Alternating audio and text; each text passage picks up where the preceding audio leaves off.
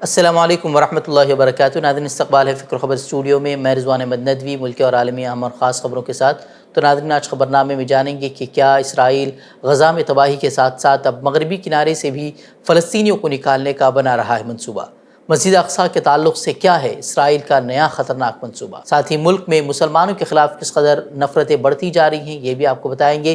اس کے ساتھ ہی گودی میڈیا کے خلاف شکایت درج ہوئی ہے، کیا کارروائی ہوگی یا نہیں، یہ دیکھنے والی بات ہوگی۔ وہیں یوگی حکومت کا ایک اور بڑا کارنامہ سامنے آیا ہے، تو وہیں روس نے امریکہ کو تیسری عالمی جنگ سے خبردار کیا ہے۔ یہ اور اس کے ساتھ اور بھی مزید اہم خبریں ہیں، تو تمام خبروں کے لیے ناظرین دیکھتے رہیے خبرنامہ۔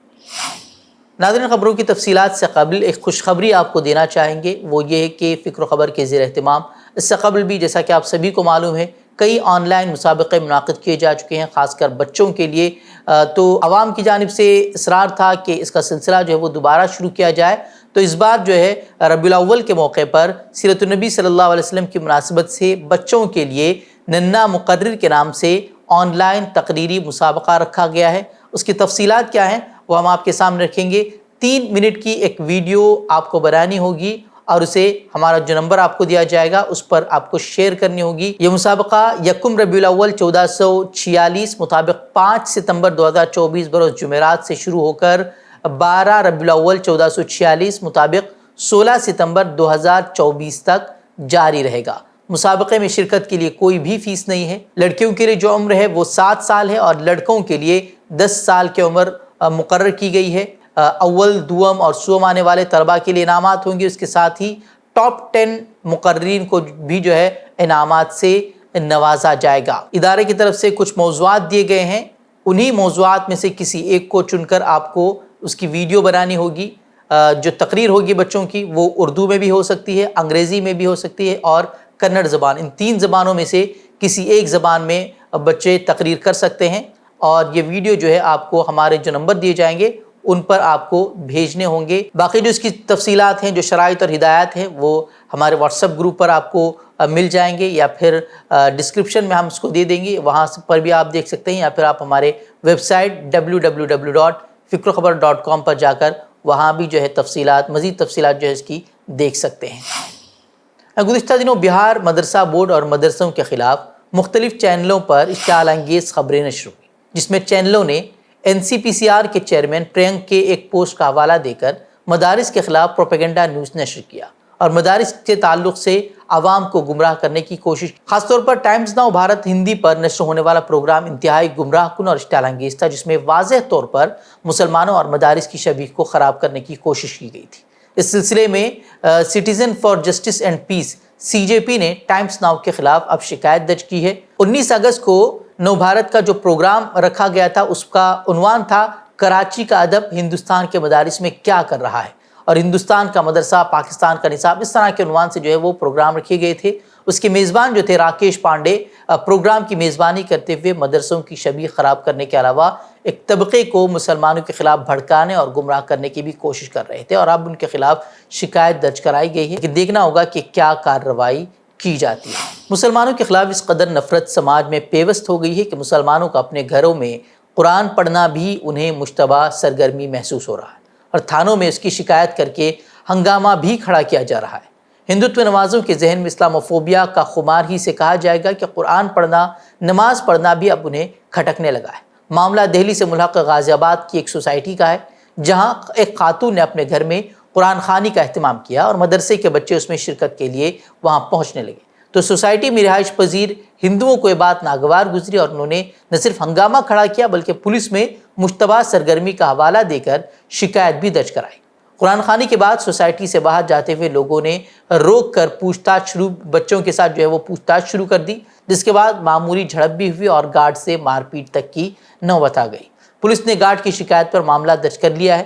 ان کا الزام تھا کہ خاتون جو ہے وہ سوسائٹی کے فلیٹ میں مدرسہ چلانے کی سازش کر رہی ہے، حالانکہ اس خاتون نے وہاں بچوں کو قرآن خوانی کے لیے ایک دن کے لیے وہاں انہیں بلایا تھا، جس کے بعد یہ جو ہے ہنگامہ ہندوتوادیوں کی طرف سے کھڑا کیا گیا۔ ایک مرتبہ پھر یوپی میں ترقیاتی کاموں کا آغاز ہو چکا ہے۔ اب یوگی حکومت نے 1-2 نہیں بلکہ 8 ریلوے اسٹیشنوں کے نام تبدیل کر دیے۔ سماجوادی پارٹی کے قومی صدر اکھلیش یادو نے ریلوے اسٹیشنوں کے نام تبدیل کرنے پر تنقید کرتے ہوئے کہا کہ جب نام بدلنے کے بعد وقت ملے تو ریکارڈ بناتے ریلوے حادثات کی روک تھام کے بارے میں سوچنے کے لیے بھی کچھ وقت نکال لیں۔ غورطلب ہے کہ یو پی کے جن اسٹیشنوں کے نام تبدیل کیے گئے ہیں ان کا نام ضلع کی مذہبی شناخت اور عظیم شخصیات کے نام پر رکھا گیا ہے۔ جن اسٹیشنوں کے نام تبدیل کیے گئے ہیں ان میں اکبر گنج ہے، فراست گنج ریلوے اسٹیشن اور اس کے ساتھ ہی وارث گنج ریلوے اسٹیشن، نہال گڑھ اور بنی ریلوے اسٹیشن، مصر ولی اسٹیشن اور قاسم پور، یہ سب ریلوے اسٹیشن جو ہے یہ شامل ہیں۔ کرناٹک کے کانگریس کے صدر ڈی کے شیو کمار نے 31 اگست کو راج بھون چلو تحریک کی اپیل کی ہے۔ شیو کمار نے منگل کو یہ کال گورنر تھاور چند گہلوت پر دباؤ ڈالنے کے لیے دی ہے۔ گورنر پر الزام ہے کہ وہ بی جے پی لیڈروں کے خلاف مقدمات چلانے کی منظوری نہیں دے رہے، جبکہ وزیر اعلیٰ سدھرامیا کے خلاف مقدمہ چلانے کی انہوں نے منظوری دے دی۔ Congress party Mysore urban development authority MUDA میں مبینہ بے ضابطگیوں پر وزیر اعلیٰ سدھرامیا کے خلاف مقدمہ چلانے کی منظوری دینے پر گورنر کے خلاف احتجاج کر رہی ہے۔ شیو کمار نے کہا کہ گزشتہ جمعرات کو ہم نے کابینہ کا اجلاس کیا اور گورنر سے سفارش کی۔ ہمارے پاس 4 مجرمانہ معاملات کے بارے میں معلومات تھی جن کی جانچ لوک آیکت اور ایس آئی ٹی سمیت مختلف محکموں نے کی تھی۔ اس کیس میں مرکزی وزیر کمار سوامی اور بی جے پی کے 3 سابق وزراء ملزم ہیں۔ ان کے خلاف چارج شیٹ دائر کی گئی ہے اور ایجنسیوں نے ان پر مقدمہ چلانے کی درخواست کی ہے، لیکن گورنر انہیں منظوری نہیں دے رہے، لیکن وزیر اعلیٰ کے خلاف مقدمہ چلانے کو انہوں نے منظوری دے دی ہے، جس کو لے کر کانگریس میں کافی ناراضگی دیکھنے کو مل رہی ہے اور انہوں نے گورنر کے خلاف اب محاذ کھول دیا ہے۔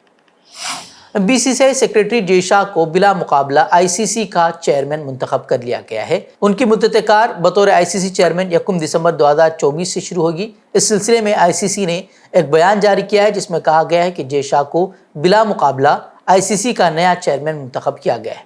جے شاہ اکتوبر 2019 سے بی سی سی آئی کے سیکریٹری اور 2021 سے ایشین کرکٹ کونسل کے چیئرمین ہیں۔ آپ کو معلوم ہونا چاہیے کہ جے شاہ امت شاہ کے بیٹے ہیں۔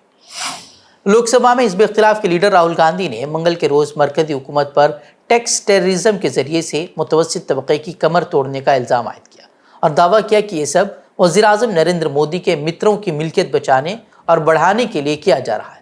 انہوں نے کہا کہ وہ اس دہشت گردی اور ناانصافی کے خلاف سبھی محنت کش اور ایماندار ہندوستانی شہریوں کے ساتھ کھڑے ہیں۔ کانگریس رکن پارلیمنٹ کا کہنا ہے کہ مہنگائی کے خوفناک دور میں ہر چیز پر کثیر جی ایس ٹی ادا کر کے گزارا کرنے والے متوسط طبقے کو سوچنا چاہیے کہ کیا آپ کی آمدنی بڑے کارپوریٹ یا کاروباریوں سے زیادہ ہے۔ اپنی بدزبانی کی وجہ سے اکثر و بیشتر پارٹی کے لیے رسوائی کا سبب بننے والی اداکارہ اور رکن پارلیمنٹ کنگنا رناوت کے تعلق سے پارٹی کے تازہ موقف پر کانگریس پارٹی نے شدید اعتراض کرتے ہوئے اسے پلہ جھاڑنے کی کوشش قرار دیا ہے۔ پارٹی ترجمان سپریا شرنیت نے اس تعلق سے ٹویٹ کیا کہ کنگنا رناوت نے صرف کسانوں کی توہین نہیں کی بلکہ انہوں نے ملک کی جمہوریت اور یہاں کی حکومت کی اہلیت پر بھی سوال کھڑے کیے ہیں۔ اس لیے ضروری ہے کہ بی جے پی ان کے معاملے میں پلہ جھاڑنے کی کوشش کرنے کے بجائے کنگنا کے خلاف کارروائی کرے اور انہیں پارٹی سے باہر نکالے۔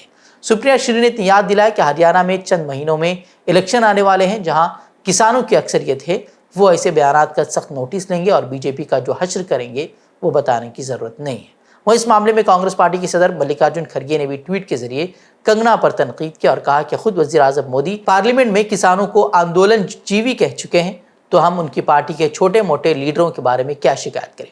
بتا دیں کہ کنگنا نے ایک پروگرام کے دوران کسانوں کے آندولن میں لاشیں لٹکائے جانے اور عصمت دری جیسے الزامات ان پر عائد کیے تھے جس پر کافی ہنگامہ مچا ہوا ہے۔ کشمیری صحافی عرفان معراج کو 2024 کا human rights and religious freedom journalism award تفویض کیا گیا ہے۔ فی الحال وہ جیل میں ہیں۔ معراج جنہیں بیسٹ ویڈیو سٹوری کیٹیگری میں یہ ایوارڈ دیا گیا ہے، انہوں نے یہ ایوارڈ آکانکشا سکسینہ اور جرمنی کے نشریاتی ادارے ڈوئچے ویلے کے صحافی خالد خان کے ساتھ شیئر کیا ہے۔ ان کی ایوارڈ یافتہ story on drugs Kashmir heroin epidemic میں کشمیر میں منشیات کی لت کے سنگین نتائج سے آگاہ کیا گیا ہے۔ اس میں دلچسپی سے اور گہرائی سے کی گئی رپورٹنگ کے ذریعے علاقے میں افیون یعنی کہ ہیروئن کے تباہ کن اثرات کے بارے میں بتایا گیا ہے۔ یہ سٹوری متاثرہ طبقوں کو درپیش جدوجہد پر اہم نقطہ نظر پیش کرتی ہے۔ آپ کو معلوم ہونا چاہیے کہ معراج وہ جیل میں ہیں۔ ان کی گرفتاری کو تنقیدوں کا نشانہ بھی بنایا گیا تھا اور کئی اداروں نے کہا تھا کہ کشمیر میں آزادانہ صحافیوں کی آواز کو دبانے کے لیے سیاسی سطح پر ان کی گرفتاری کی گئی ہے۔ وہ اسرائیلی ریاست کے سرکاری براڈ کاسٹنگ کارپوریشن نے کہا ہے کہ قابض حکومت کے ایوان صدر کے دفتر نے وزارت ثقافت کے تعاون سے مسجد اقصی پر یلغار کرنے کے لیے منظم دھاووں کی مالی اعانت شروع کرنے کا فیصلہ کیا ہے۔ یہ اقدام اپنی نوعیت کا غیر مسبوق فیصلہ ہے، تاریخ میں جس کی مثال نہیں ملتی ہے۔ اس فیصلے میں یہودی آبادکاروں کے دھاووں کو منظم کرنے اور انہیں مسجد اقصیٰ اور اس کے صحنوں کو یہودی تاریخ سے جوڑنے کے لیے رہنمائی فراہم کرنے کے لیے ابتدائی طور پر 20 لاکھ شیکل کی رقم مختص کی گئی ہے۔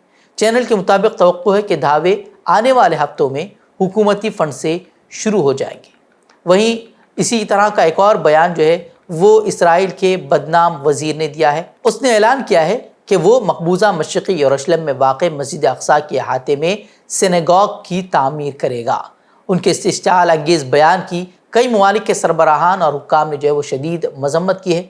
واضح ہے کہ مسجد اقصیٰ اسلام کا تیسرا مقدس ترین مقام ہے، حالانکہ غیر قانونی یہودی آبادکار بنا کسی ثبوت کے یہ دعویٰ کرتے رہے ہیں کہ مسجد اقصیٰ، جسے وہ ٹیمپل ماؤنٹ کہتے ہیں، 2 قدیم یہودی عبادت گاہوں کی جگہ قائم ہے۔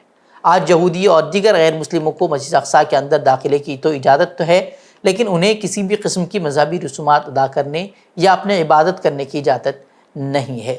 وہیں جس طریقے کا بیان اس کے وزیر کی طرف سے سامنے آیا ہے، اس بیان کی مصر، قطر، ترکی، اردن، امریکہ سمیت اقوام متحدہ نے بھی جو ہے وہ مذمت کی ہے۔ غزہ میں جنگ کا آج 326واں دن ہے۔ اسرائیلی فورسز نے غزہ کی پٹی پر بمباری جاری رکھی ہوئی ہے۔ خان یونس میں کم از کم 8 فلسطینی جو ہے وہ قتل کر دیے گئے ہیں۔ وہیں اگر پچھلے 24 گھنٹوں کی بات کریں تو فضائی اور زمینی حملوں کی وجہ سے کم از کم 40 افراد جو ہے وہ شہید ہو چکے ہیں۔ وہیں رفح میں بھی اسرائیل نے تباہی مچا رکھی ہے۔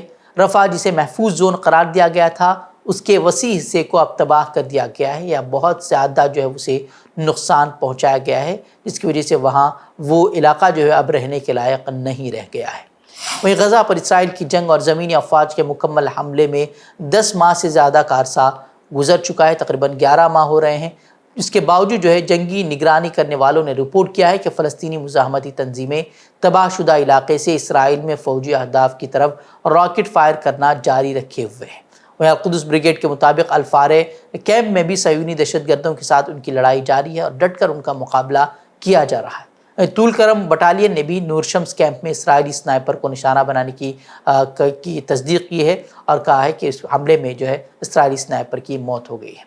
وہیں ایک طرف تو یہ غزہ کی باتیں ہیں، تو دوسری جانب مقبوضہ مغربی کنارہ جہاں حماس کا کوئی وجود بھی نہیں ہے، وہاں اب جو ہے کم از کم 11 فلسطینی شہید ہو گئے ہیں، کیونکہ اسرائیلی فوج نے جنین، طول کرم کے شہروں میں سینکڑوں فوجیوں اور فضائی حملوں پر مشتمل ایک بڑے پیمانے پر فوجی آپریشن شروع کیا ہے، جس میں 11 جو ہے فلسطینی وہ شہید ہوئے ہیں۔ وہیں فلسطینی مزاحمتی تنظیم کا کہنا ہے کہ اس نے دیسی ساختہ بم سے اسرائیلی فوجی بلڈوزر کو تباہ کر دیا ہے، جو وہاں عام شہریوں کو نشانہ بنا رہا تھا۔ وہیں اب تجزیہ کاروں کا کہنا ہے کہ غزہ میں اسرائیل کو اب کامیابی کی امید ختم ہو چکی ہے، اس لیے وہ اب مقبوضہ مغربی کنارے میں تشدد کو ہوا دے رہا ہے۔ اسرائیلی وزیر خارجہ نے اب بیان دیا ہے کہ مغربی کنارے میں خطرات سے نمٹنے کے لیے وہاں کی فلسطینی آبادی کو بھی انخلا کا حکم جاری کیا جانا چاہیے۔ یعنی صاف طور پر یہی کہا جا رہا ہے کہ وہاں کے بھی فلسطینی جو وہاں رہ رہے ہیں انہیں بھی جو ہے وہ نکال دیا جائے گا۔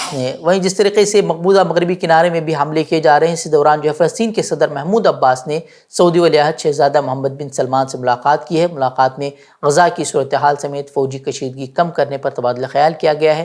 شہزادہ محمد بن سلمان نے فلسطینی صدر کو یقین دلایا ہے کہ سعودی عرب فلسطینی عوام کے اپنے حقوق کے حصول تک حمایت جاری رکھے گا۔